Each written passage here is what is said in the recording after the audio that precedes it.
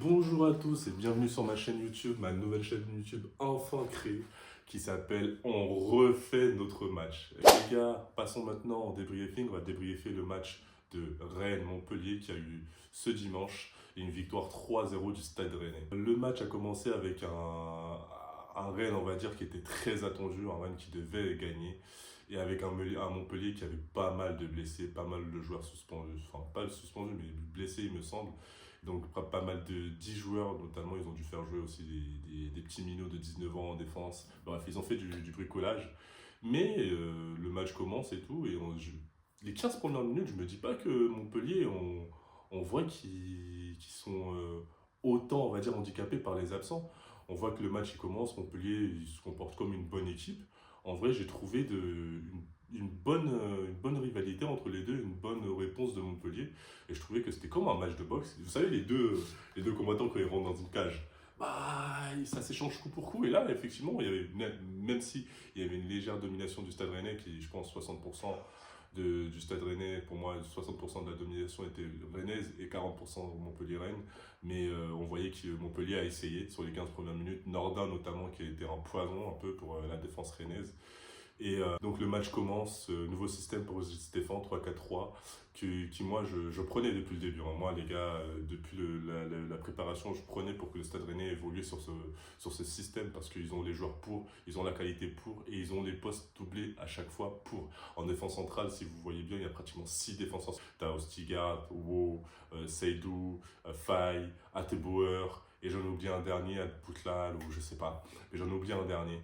Et là, tu as des pistons qui sont portés vers l'avant, énormément assignés, Truffert, qui sont vraiment poussés vers l'avant. Et tu as des milieux, enfin, moi je les appelle les deux, Matosiwa et Santa Maria. J'aime bien les appeler, déjà quand ils sont seuls, c'est la police. Mais alors là, à deux, c'est Popo, c'est la Popo, c'est la police en double. Ça veut dire que là, au milieu, là, en plus de ça, on joue contre un Montpellier. Vous savez très bien, Montpellier, la force de Montpellier, c'est TJ Savani. Là, la Popo, ils ont tenu TG Savani. Il a eu quoi dans le match? Il a eu juste une frappe. Sinon, je pense que c'est un des plus mauvais matchs de Savani depuis qu'il est à Montpellier. Et donc, le match commence 15 minutes.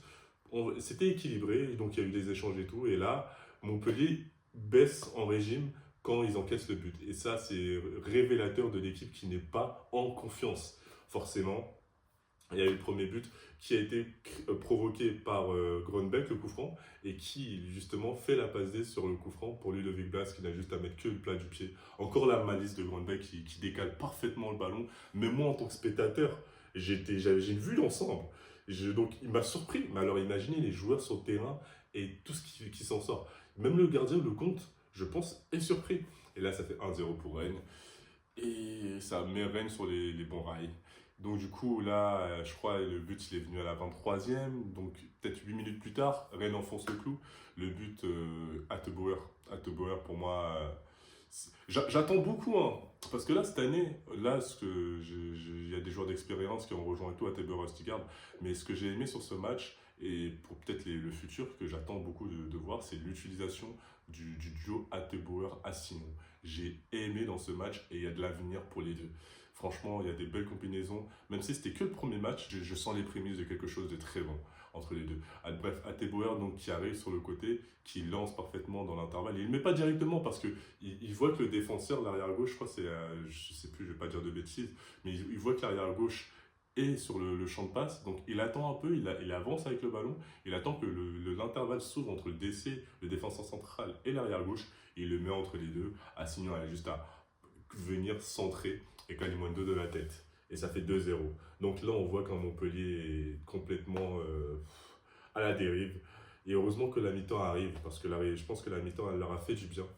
Dans le sens où, après la mi-temps, on voit un nouveau visage de Montpellier, plus agressif, plus conquérant. Et d'ailleurs, ils marquent ce but. Et donc, ils reviennent peut-être à 2-1, mais malheureusement pour eux, but annulé. Et derrière, Albert Grunbeck, il clôt le match.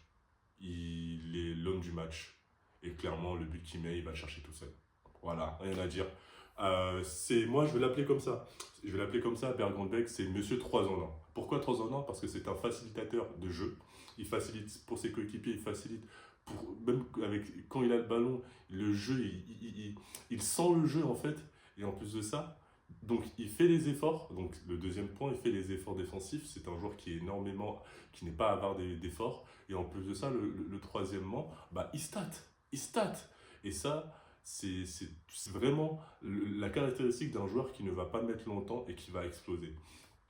Donc là, 3-0, le match, à ce moment-là, on aurait pu le finir. Hein. Il n'avait plus rien à dire.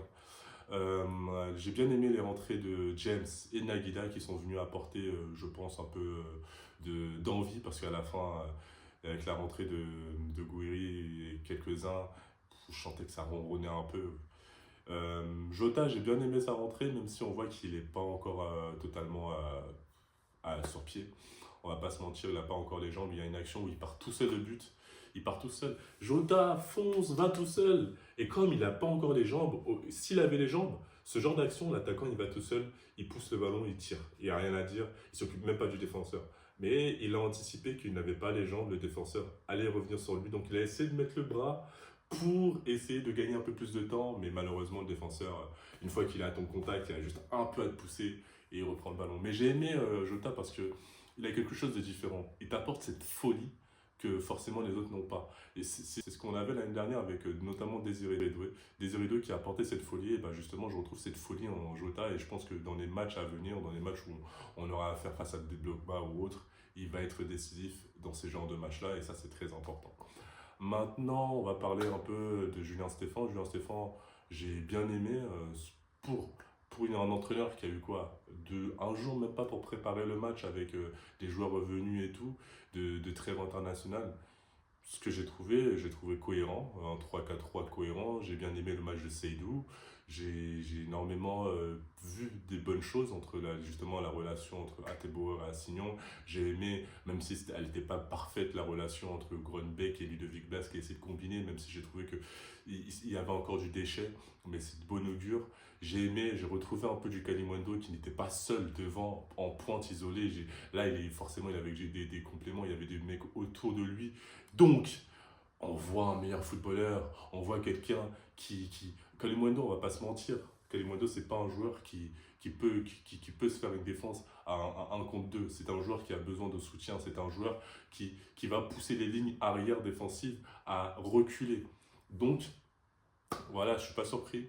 Je pense que c'est la composition idéale pour le Stade Rennais avec pas mal de demi-neufs comme des Gouiri, Blas, Jota, Grönbeck. On en a pratiquement 4 pour ces postes-là, pour 2. Donc on voit que dans cette relation-là, dans ce système, ce sera des joueurs utiles. C'est ce système qui convient. Et donc du coup, voilà, le match en lui-même.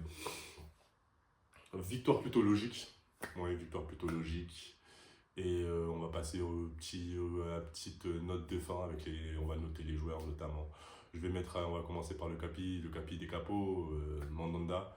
Alors, je vais lui mettre un bon 7 sur 10 dans l'ensemble. Il a eu au début un début compliqué, mais à la fin il a su faire la parade qu'il fallait sur Savanier, sur le tir de Savanier. Il fait une très belle parade parce que le ballon vient très vite. Et puis voilà, il a fait un clean sheet, un 7 sur 10, donc un match pas bon, un bon match. Christopher Rowe, je vais lui mettre un 7 sur 10 aussi. J'ai bien aimé son début de match agressé sur Adams, qui lui a fait sentir qu'il sera là pendant tout le match. Il n'a pratiquement rien eu à faire d'autre. Des bonnes interventions dans la surface. Pour moi, bon match de Christopher Rowe. Atebauer, je vais lui mettre un 8 sur 10 pour moi parce que c'est lui sur le deuxième but qui fait pratiquement l'action. Et j'ai bien aimé, donc, comme j'ai dit, la relation qu'il avait à en devenir avec Assignon. Seydou, j'ai 8 sur 10 aussi parce que j'ai aimé son match. À des moments où Rennes n'était pas forcément bien, on va dire, lui n'hésitait pas à prendre le ballon et à ressortir avec.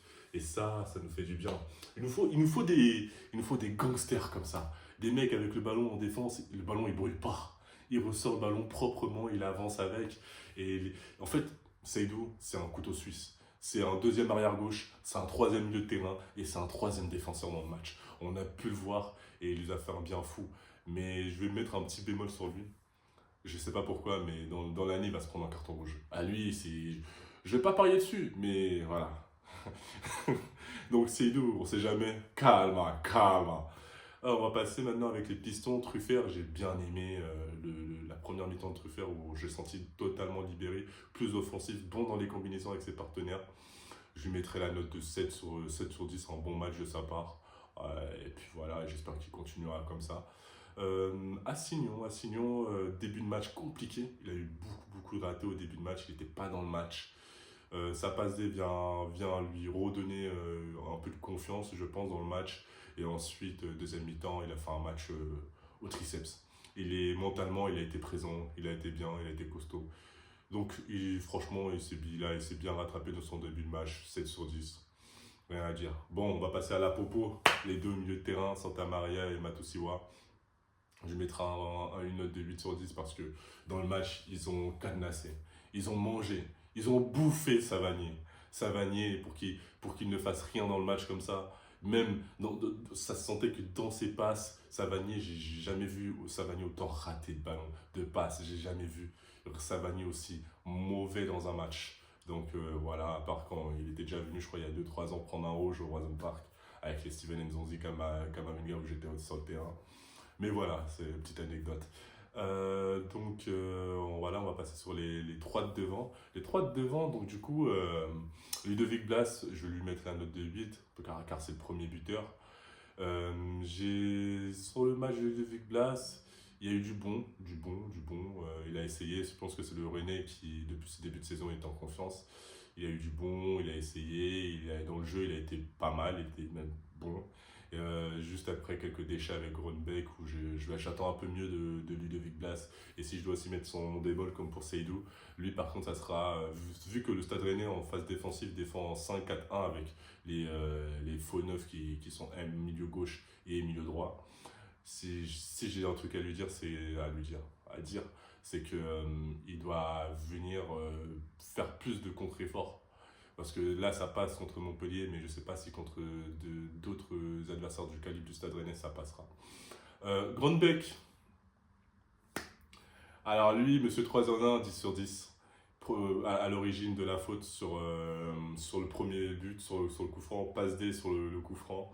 Le troisième but, pour venir clore le match, il le fait tout seul comme un grand, il y va tout seul. Voilà, j'espère me régaler, j'espère lui mettre encore que des 10 à l'avenir. Franchement, bon match de sa part. Kalimundo à 8 sur 10, j'ai bien aimé Kalimundo, bien soutenu, pas avoir d'efforts comme à son habitude. L'année dernière, j'étais beaucoup critiqué avec lui. Cette année, j'attends de lui. Je pense qu'il va faire une meilleure saison. Et je l'espère parce que là, il a aussi de la concurrence derrière lui. Et je pense qu'il n'a pas le choix. Maintenant, sur les entrants, la plus mauvaise note, malheureusement, je vais la mettre pour Amin Gouiri. Amin Gouiri, je vais lui mettre un 6 sur 10 parce que Amin, il est fort. On sait qu'il a un gros talent, mais malheureusement, et j'ai envie que quand il rentre comme ça, il faut qu'il me procure cette envie comme s'il avait faim. Il doit être. C'est un attaquant, Amin Gouiri. C'est un attaquant. Il doit avoir la niaque de vouloir marquer. C'est pas normal que quand je le sens jouer, il est facile, c'est vrai, mais il faut ce truc de tueur.